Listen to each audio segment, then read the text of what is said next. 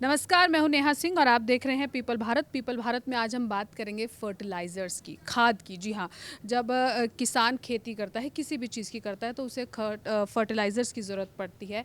लेकिन आज हम इनकी बात क्यों कर रहे हैं? क्योंकि चाइना की तरफ से जो फर्टिलाइज़र्स आ रहे हैं, चाइना अब धीरे-धीरे उन पे प्रतिबंध लगा रहा है। कई देशों को वो दे रहा है, लेकिन भारत की तरफ से धीरे-धीरे वो जो निर्यात है, वो बंद हो रहा है, जिससे कहीं न कहीं भारत, जो कि कृषि प्रधान देश है, उसकी खेती पर असर पड़ रहा है। अब ऐसा क्यों हो रहा है, इसको जानेंगे। इसके लिए मेरे साथ मेरे सहयोगी आरिफ हसन है। तो आरिफ, बहुत बहुत स्वागत है आपका। बहुत शुक्रिया।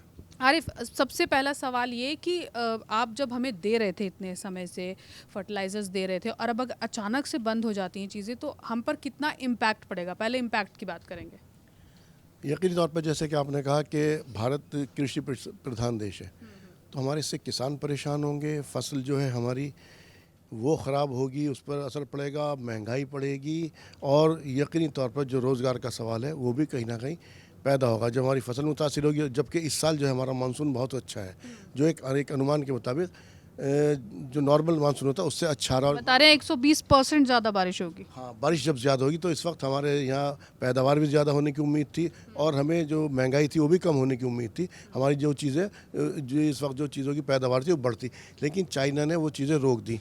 इससे पहले उसने जो अर्थ मैग्नेट था, जो मिनरल जो थे, उनको भी रोक दिया था उसने, लेकिन वो उसने पूरी दुनिया के लिए रोका था।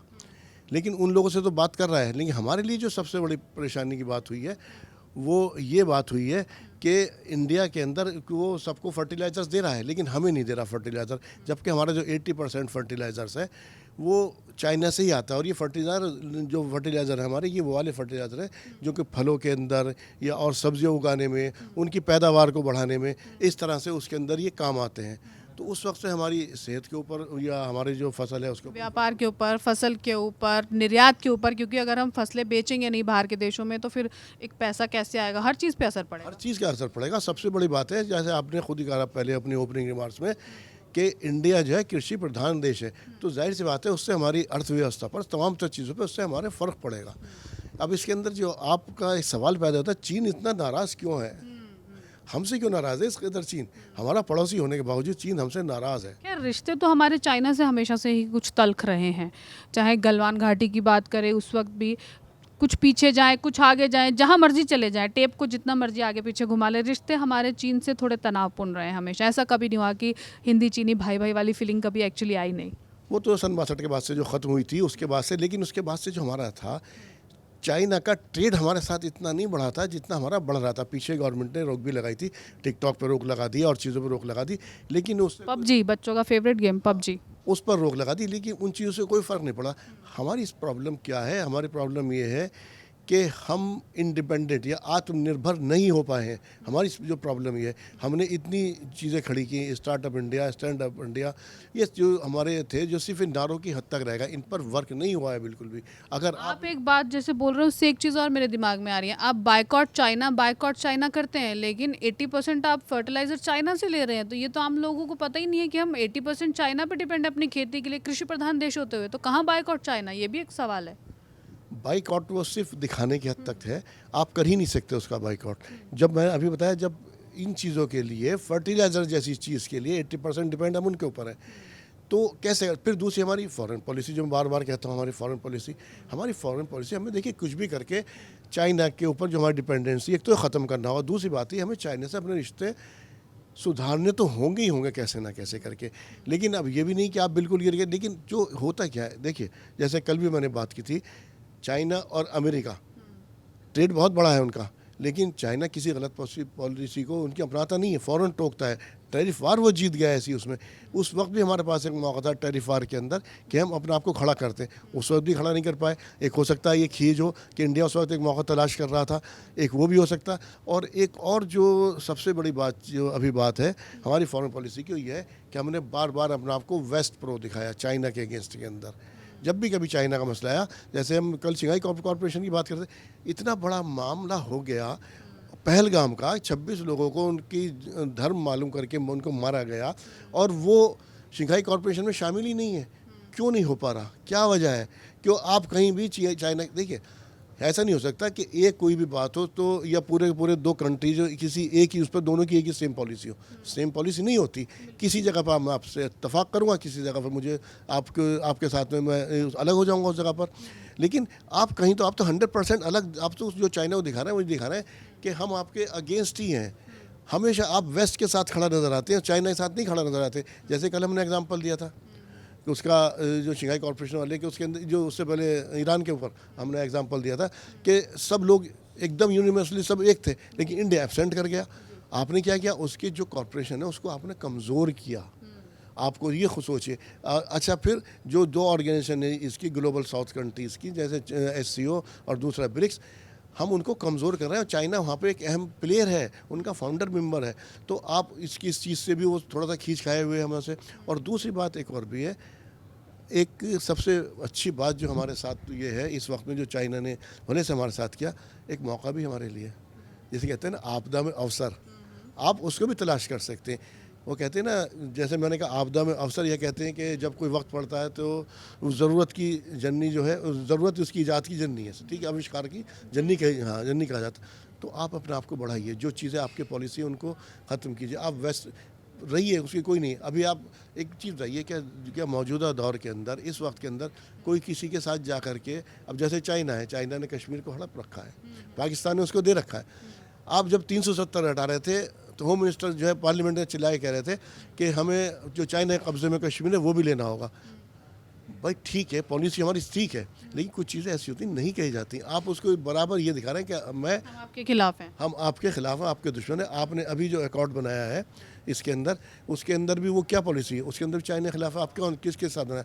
अमेरिका, ऑस्ट्रेलिया, इंडिया और एक और कंट्री से जापान।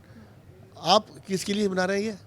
ये बना रहे हैं चाइना के अगेंस्ट। अच्छा आरिफ, अभी मैं एक सहयोगी के साथ जब बात कर रही थी, आपके पास आने से पहले कुछ प्रिपेयर करने की कोशिश कर रही थी, तो उसमें बात ये भी हो रही थी कि अब जनसंख्या में हम चाइना के ऊपर हैं और आने वाले कुछ समय में होगा ये कि हमारी जो यंग जनरेशन है वो ज़्यादा होगी, जबकि चाइना जो है वो बूढ़ों का देश हो जाएगा एक समय के बाद, 2070 के आसपास के बाद।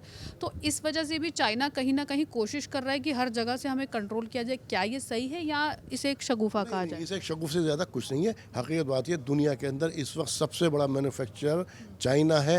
आप किसी कंट्री में चले जाइए, आपको मेड इन चाइना चीज़ें वहाँ पर मिलेंगी। हमारी जो प्रॉब्लम क्या रही, जो हम आत्मनिर्भर होने की बजाय हमने क्या किया, जो हमने डिमोनेटाइजेशन किया था, जो नोटबंदी की थी, उसके एवज में जो हमारी स्मॉल स्केल इंडस्ट्री थी वो जो तबाह हुई, उसको हमने दोबारा से नहीं खड़ा किया।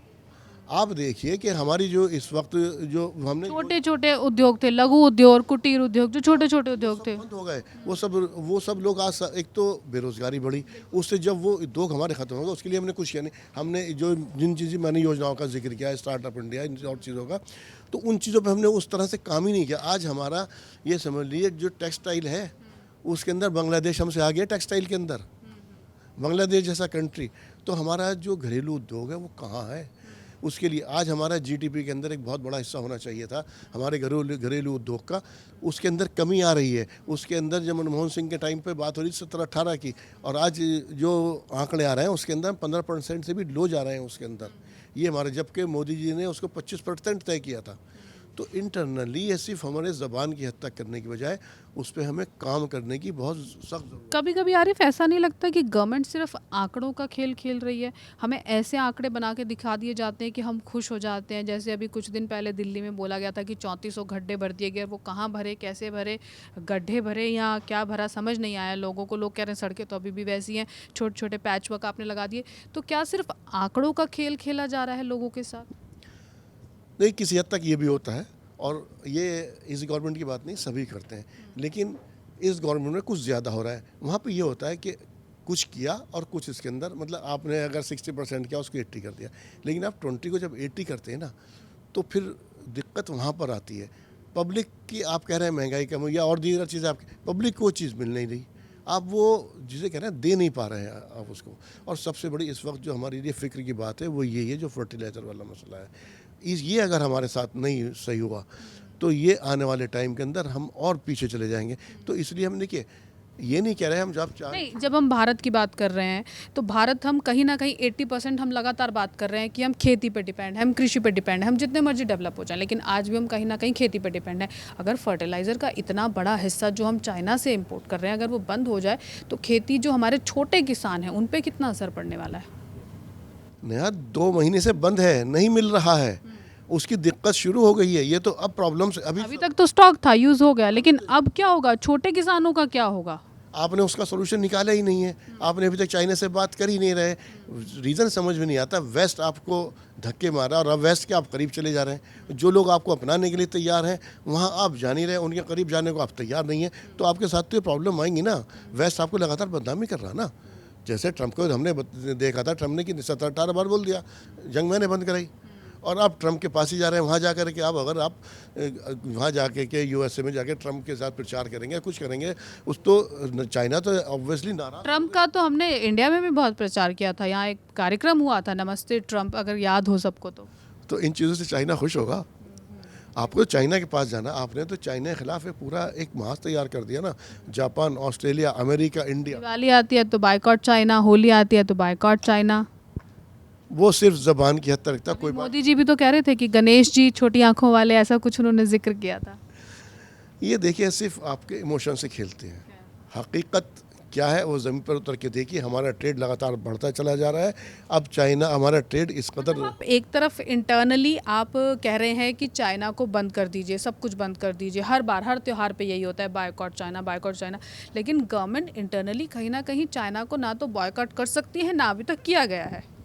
चाइना इतना बड़ा मैन्युफैक्चरर है कि आप क्या कोई भी कंट्री उसको बाइकआउट नहीं कर सकता। आरिफ, सवाल ये है कि क्या हम चाइना पे इतने ज़्यादा डिपेंड हैं? चाइना बड़ा है या नहीं वो एक अलग चीज़ है, वो हम समझ रहे हैं कि ऑफ कोर्स चाइना बड़ा है, लेकिन क्या हम इतने ज़्यादा डिपेंडेंट हैं कि मेक इन इंडिया तो गायब हो गया, हम तो मेक इन चाइना पे चल दिए। मेकिंग इंडिया गायब, जितनी आपकी योजनाएं थी वो सारी आपकी लगभग बंद होने के कगार पर है। जब तक उनको दोबारा से आप नहीं खड़ा करेंगे तो यकीनी तौर पर, जैसे मैंने अभी आपने कहा ना कि चाइना पर इतना डिपेंड हो गए, इस वक्त हम इतना डिपेंड हैं, जब तो हम इसके बारे में बात कर रहे हैं। एक परेशानी शुरू हो चुकी है, लेकिन इसके अंदर जैसे मैंने बीच में भी बात कही थी, आपदा में अवसर। अब उस अवसर को तलाशिए, और जब आपके ऊपर मुसीबत आ पड़ी है उस अवसर को तलाशिए, कैश कीजिए। यहाँ पर ऐसा नहीं है, टैलेंट है, यहाँ पे सब कुछ है इंडिया के अंदर, लेकिन अगर आप करना चाहेंगे सब कुछ हो जाएगा। जब हो जाएगा तो हमें आत्मनिर्भर ही बनना होगा। आत्मनिर्भर का खाली नारा देने से आत्मनिर्भर कोई नहीं बना कर। आरिफ, हम बार बार बात कर रहे हैं हमें ये करना चाहिए, हमें वो करना चाहिए, लेकिन अगर हम स्टेप बाय स्टेप चले तो हमें एक्चुअली या हमारी गवर्नमेंट को एक्चुअली करना क्या होगा? डिपेंडेंसी कम करने के लिए क्या करना होगा? आप बता रहे हैं आपको आपदा में अवसर ढूंढने होंगे, ये तो मोदी जी भी कह रहे हैं, पर एक्चुअली क्या करना होगा? ज़बान के हद तक काम नहीं करना, ज़मीन पर काम करना, कुछ करके दिखाना है हमें। ये नहीं सिर्फ ज़बानी तौर पर हमने काम कर लिया। देखिए, मौका मिला तो उसके अंदर आप उसका हल निकालेंगे। लेकिन क्या फर्टिलाइजर्स के क्षेत्र में भारत कुछ कर सकता है? आपको लगता है? हम 80% डिपेंड है, हम जीरो से अचानक 80 तो नहीं कर पाएंगे। 80 नहीं कर पाएंगे, 10 होगा, 5 होगा, 10 होगा, 15 होगा, आगे बढ़े। जब एक चीज़ को आपने कोई चीज़ तलाश कर ली, उसका हल तलाश कर लिया, तो अब जो चाइना उस चीज़ को। अच्छा, फिर सबसे बड़ी बात क्या है इसके अंदर, एक चीज़ बताऊँ आपको। चाइना ने फर्टिलाइजर पूरी दुनिया के लिए खोला कि सिर्फ इंडिया के लिए बंद किए हैं, सिर्फ ओनली इंडिया के लिए। बाकी जैसे उसने दूसरे मैग्नेट, अर्थ मैग्नेट वगैरह जो मिनरल थे उनको बंद किया था, तो वो पूरी दुनिया के लिए बंद किए थे। तो वो अपनी जगह पर जो चाइना है वो ये दिखा रहा है कि मैं अब दुनिया का एक बहुत बड़ा प्लेयर हूँ, हर जगह पावर मेरे हाथ में है, और मेरे हाथ में। उसको तो इग्नोर करने की हिम्मत अमेरिका नहीं दिखा पाया। ट्राइब्स के अंदर झुका दिया ना उसने, उनका गुजारा नहीं हो पाया, तो हम कहाँ से। लेकिन हमें आहिस्ता आहिस्ता, हमारे पास मैन पावर है आज के दौर में, उससे बड़ी मैन पावर। आपने खुद कहा हमारे पास यूथ उससे ज़्यादा है। उनका आप इस्तेमाल, जब आपने उनको घर बैठा दिया, उसको आपने 80 करोड़ लोगों को आपने राशन के ऊपर डिपेंड कर दिया, तो आप उस टैलेंट को बाहर लाएंगे? कैसे आएगा वो टैलेंट बाहर? उसे मौके आपको देने होंगे, और जब आप मौके देंगे तो वही टैलेंट आपको, ये यहाँ का टैलेंट जाके यूरोप में कैसे निखर जाता? आप मौके तो दीजिए और उसके जो उसको फैसिलिटी उसे चाहिए वो चीज़ें दीजिए यकीनी तौर पर।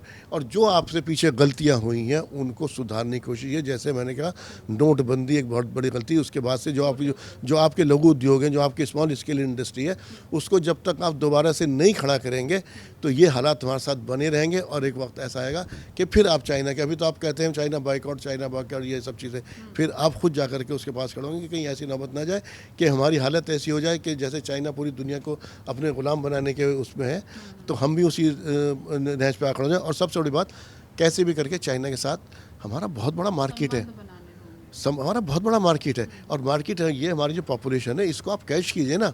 जो आप मार्केट को कभी उस पर पाबंदी लगा देते, कभी उस पर, उसको खुला मार्केट दीजिए ना, आकर के उसको ऑफर कीजिए ना, उसको मार्केट कीजिए। जब उसको ऑफर दें, बड़ा बाजार आपको दिखाई देगा। आप नारे तो आप इतने बड़े बड़े लगा देते हैं, कर्ज ज़मीन पर आपके पास कुछ, उसी के अंदर मौके तलाशिए, तो यकीनी तौर पर इनका एक बेहतरीन हल भी निकलेगा। बहुत बहुत शुक्रिया आरिफ। तो कई मुद्दों पर हमने बात की। जब फर्टिलाइज़र्स की बात हुई, भारत और चाइना के रिश्तों की बात हुई, तो बात कहीं ना कहीं यहाँ तक पहुँची कि कई मुद्दों पर भारत को बात करनी पड़ेगी, कई मुद्दों पर भारत को अब काम करना पड़ेगा। चाहे वो इस आपदा में अवसर तलाशने की बात हो, जो कि हमारी गवर्नमेंट अक्सर कहती है, तो कहीं ना कहीं अब अवसर तलाशने होंगे। दूसरे देशों के पास भी अवसर तलाश सकते हैं, खुद भारत अपने ऊपर भी काम कर सकता है। पॉपुलेशन की बात हुई कि हमारे पास लोग हैं, हमारे पास मैन पावर है, इस पर काम करना होगा। और सबसे बड़ी बात, लघु उद्योग जो ख़त्म हुए हैं उन्हें दोबारा से शुरू करना होगा। भारत एक कृषि प्रधान देश है। अगर फर्टिलाइज़र को लेकर इतना बड़ा फैसला कोई देश लेता है तो यकीनन हम पे फ़र्क पड़ेगा, तो हमें उसे लेकर भी काम करना होगा। फिलहाल मेरे साथ इतना ही, मुझे दीजिए इजाज़त, नमस्कार।